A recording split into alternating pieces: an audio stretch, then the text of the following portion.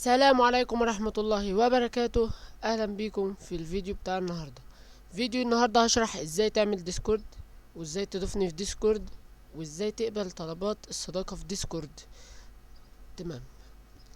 اولا يا معلم، لازم يبقى عندك ايميل، اللي هو ايميل جوجل، اي ايميل عندك.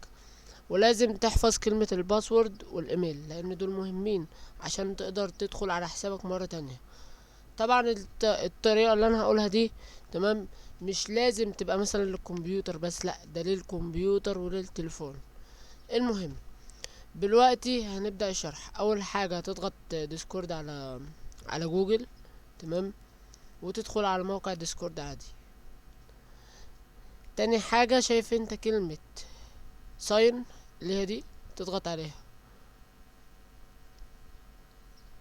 بعدها تقول له دي الكلمة، يعني بتقول له كده اللي انت مش عندك حسابه زي كده. اول حاجة هنا الايميل. طبعا انا عندي ايميل مجهزه للشرح.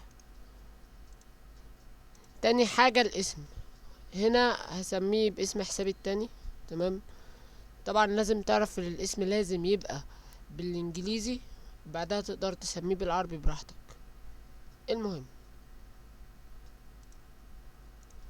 المهم هتقوم جاي وحاطط باسورد. انا طبعا هحط الباسورد بتاعي. تاني حاجة هتختار الميلاد بتاعك،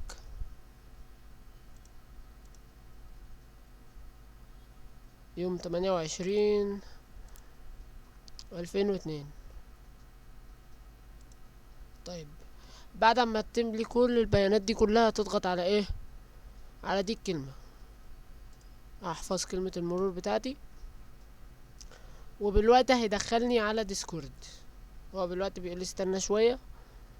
وهنا يا معلم بيقولك لازم تعمل سيلفر على الاقل، تمام. فانت بص، هتعمل الاول سيلفر، اي سيلفر عادي كده شبه ما انا بعمل قدامك دلوقتي، تمام. هتسميه اي اسم.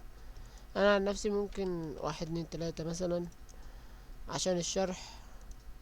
بس كده، كده بقى عندنا ديسكورد. طيب يا محمد، ايه الخطوة اللي بعديها؟ هتيجي على اعدادات، تمام. بعدها يقولك امن الايميل، تضغط على دي، تمام.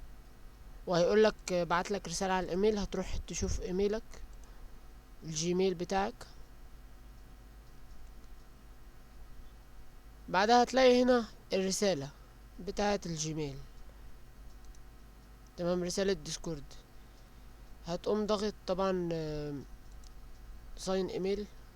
انا معرفش قلتها صح ولا لا، بس المهم احنا كده عملنا الايميل بتاعنا، وكده بقى كل حاجة تمام. طب نعمل ريفرش.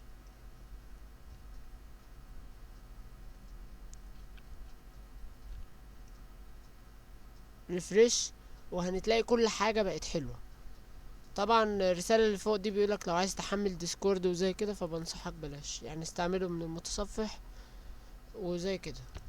المهم، طيب انا عملت ديسكورد وجهزت كل حاجة يا محمد وزي كده، اعمل ايه؟ هقولك. تاني حاجة يا معلم، تيجي على دي، على كلمة هوم. بعدها تقوم جايب اسمي اللي هسيبهولك تحت في الوصف، تمام، عشان تضيفني على ديسكورد. اسمي، بعدها تحطه في البحث هنا، وتضغط على دي يا معلم. وبس كده، هو كده بعتلي طلب. هنروح بقى الديسكورد عندي. طبعا عشان تقبل الطلبات وزي كده اهي، هوم، بعدها فولور، تمام. وهتلاقي الطلب بتاعك. انا هقبله يا معلم، وانت هتقدر تخش تكلمني. نخش على الديسكورد التاني اهو. انت بقيت عندي وتقدر تكلمني مثلا اهلا، او مثلا هكتب اي حاجة اهلا مثلا. كده جالي رسالة في الديسكورد التاني، وانا مثلا هرد عليك واقولك اهلا، برضو نفس الحكاية، وتقدر تكلمني كده، تمام. طيب هتقولي مثلا ضيفني في ديسكورد، هقولك يا معلم، هقوم انا رايح وبعت لك الرابط بتاع الديسكورد، وانت كل ما عليك تضغط جوين للديسكورد وزي كده.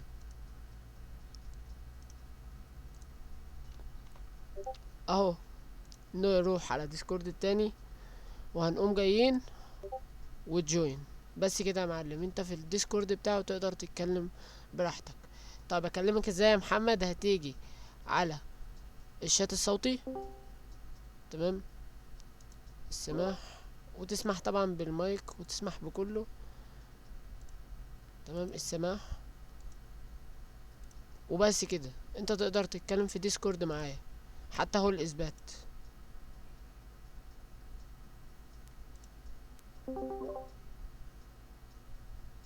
اهلا اهلا اهلا. شايفين الصوت بيتعاد؟ هقول لكم ليه الصوت اتعاد، لاني من نفس الحساب، فاهمني؟ المهم، ده من نفس الحساب وزي كده. وهو ده كان شرحنا النهارده. وبس يا معلمين، اتمنى اللي ما فهمش الشرح ده شرح سهل. وعشان في ناس بتقول لي ازاي احط ديسكورد، ازاي اعمل ديسكورد، اهو الشرح قدامكم. المهم، هو ده شرحنا للنهارده، واتمنى تكونوا استفدتوا. وما تنسوش اسمي هتلاقوه تحت، هتيجوا على هوم.